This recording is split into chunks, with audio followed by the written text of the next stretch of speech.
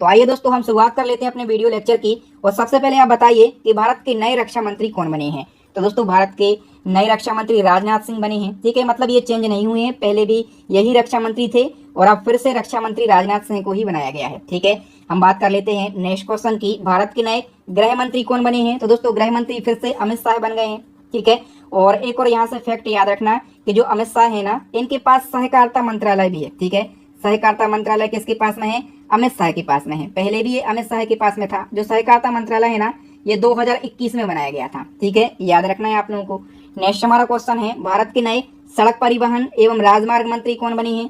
तो नितिन गडकरी पहले से सड़क परिवहन एवं राजमार्ग मंत्री थे और इनको ही फिर से बना दिया गया है। ठीक है, हम बात कर लेते हैं भारत के नए स्वास्थ्य एवं परिवार कल्याण मंत्री कौन बने हैं। तो दोस्तों इस मंत्रालय में बदलाव हुआ है, जेपी नड्डा को स्वास्थ्य एवं परिवार कल्याण मंत्री बनाया गया है। जेपी नड्डा बीजेपी के राष्ट्रीय अध्यक्ष हैं। इनका पूरा नाम क्या है? जगत प्रसाद नड्डा इनका पूरा नाम है।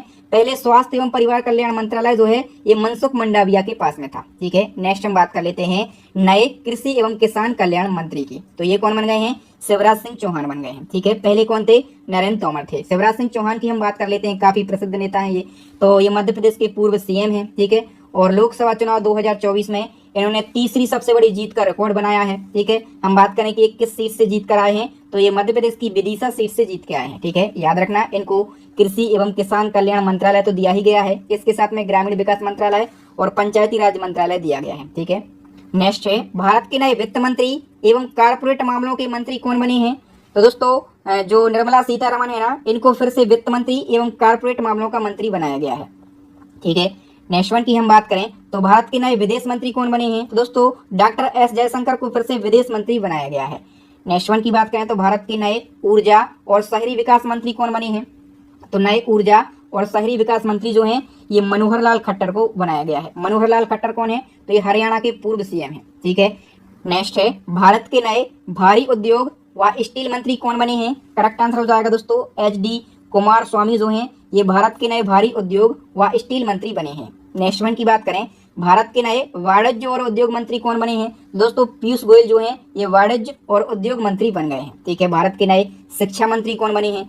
तो देखिए शिक्षा मंत्रालय पहले से ही धर्मेंद्र प्रधान के पास में था। ठीक है, और इनको ही फिर से बना दिया गया है। ठीक है, नेक्स्ट हमारा नए सूक्ष्म लघु और मध्यम उद्यम मंत्री कौन बने हैं।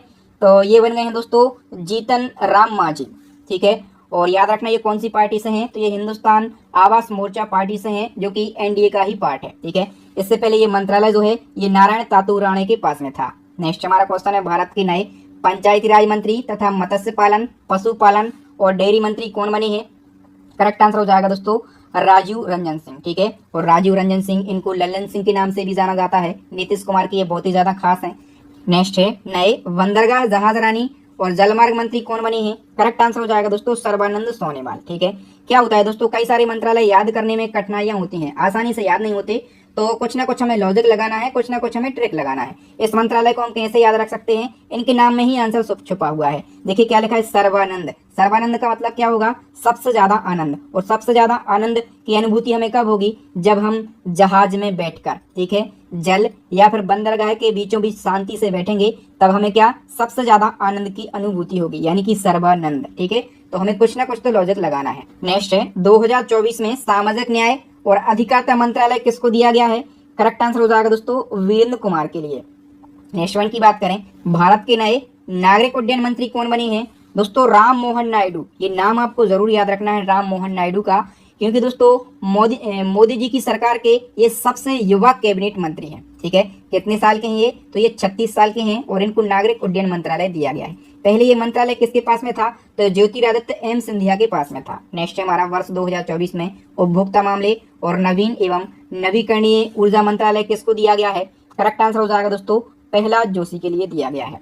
नेक्स्ट है भारत के नए जनजातीय मामलों के मंत्री कौन बने हैं। दोस्तों जुएल ओराव जो हैं ये जनजातीय मामलों के मंत्री बने हैं। यहाँ पर क्या लिखा है? ओराव लिखा है। ओराव क्या है? एक जनजाति है। ठीक है, और किस राज्य की जनजाति है? तो ये झारखंड की जनजाति है, याद रखना। ठीक है, और इनको जनजातीय मामलों का मंत्री बनाया गया है। नेक्स्ट क्वेश्चन है, भारत के नए कपड़ा मंत्री कौन बने हैं। कपड़ा मंत्री बने हैं गिरिराज सिंह। ठीक है, और एक इसको हम ट्रिक के माध्यम से कैसे याद रख सकते हैं, कपड़ा कपड़ा क्या गिरने नहीं देना है। ठीक है, बॉडी से कपड़ा नीचे गिर गया ना मतलब, तो गिरिराज इनके नाम में ही इनका मंत्रालय छुपा हुआ है।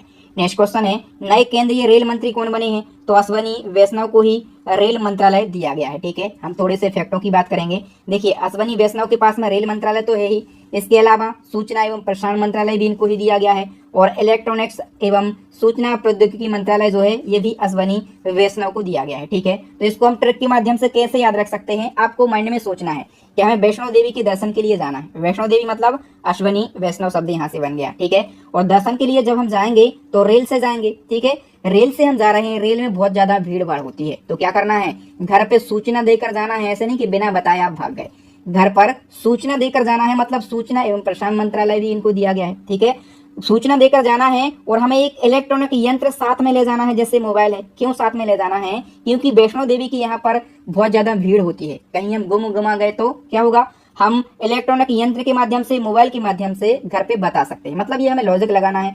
ठीक है, रेल से जाना है, वैष्णो देवी के दर्शन करके घर पे सूचना दे के जाना है, और इलेक्ट्रॉनिक यंत्र साथ में ले जाना है। तो जैसे ही आप ये 3 शब्द पकड़ेंगे, रेल, सूचना, ठीक है, और इलेक्ट्रॉनिक, तो आपको इनकी तीनों मंत्रालय याद रहेंगे। बताइए 2024 में संचार मंत्रालय और उत्तरी पूर्वी क्षेत्र विकास मंत्रालय किसे दिया गया है? दोस्तों ये ज्योतिरादित्य एम सिंधिया के लिए दिया गया है। ठीक है, नेक्स्ट है नए पर्यावरण, वन और जलवायु परिवर्तन मंत्री कौन बने हैं? करेक्ट आंसर हो जाएगा दोस्तों भूपेंद्र यादव। इसको हम ट्रिक के माध्यम से कैसे याद रख सकते हैं? देखिए, यदि हम भूपेंद्र में केवल भू पकड़ेंगे, ठीक है, भू मतलब क्या होता है? भू मतलब होता है भूमि। ठीक है, और पर्यावरण कहाँ पर होगा? तो पर्यावरण भूमि पर ही है, वन भी भूमि पर है, और जलवायु परिवर्तन भी कहाँ पर होता है? भूमि पर ही होता है। ठीक है, बताइए भारत के नए संस्कृति मंत्री और पर्यटन मंत्री कौन बने हैं? तो दोस्तों जो गजेंद्र सिंह शेखावत है ना, ये संस्कृति मंत्री और पर्यटन मंत्री बने हैं। ठीक है, बताइए दोस्तों 2024 में महिला एवं बाल विकास मंत्रालय किसे दिया गया है? तो दोस्तों ये जो मंत्रालय है ये अन्नपूर्णा देवी के लिए दिया गया है। अब इसको हम ट्रिक के माध्यम से कैसे याद करेंगे? देखिए दोस्तों, महिलाओं के लिए और बालकों के लिए सबसे ज्यादा जरूरी क्या होता है? प्रोटीन। और प्रोटीन कहाँ से मिलता है? अन्न से। जब महिला और जो नवजात बच्चा है वो पूर्ण अन्न ग्रहण करेगा तो उसको प्रोटीन मिलेगा, उसका विकास होगा। अब बताइए दोस्तों, इस प्रकार से यदि आप ट्रिक से पढ़ेंगे तो क्या आप लाइफ में कभी ये मंत्रालय भूल सकते हैं? कभी नहीं भूल सकते। ठीक है, अच्छा, इससे पहले ये मंत्रालय किसके पास में था? स्मृति ईरानी के पास में था, लेकिन स्मृति ईरानी अमेठी से चुनाव हार गई हैं। ओके, नेक्स्ट है हमारा 2024 में संसदीय कार्य मंत्रालय एवं अल्पसंख्यक कार्य मंत्रालय किसे दिया गया है? करेक्ट आंसर हो जाएगा दोस्तों किरण रिजिजू के लिए। नेक्स्ट है हमारा भारत के नए पेट्रोलियम और प्राकृतिक गैस मंत्री कौन बने हैं?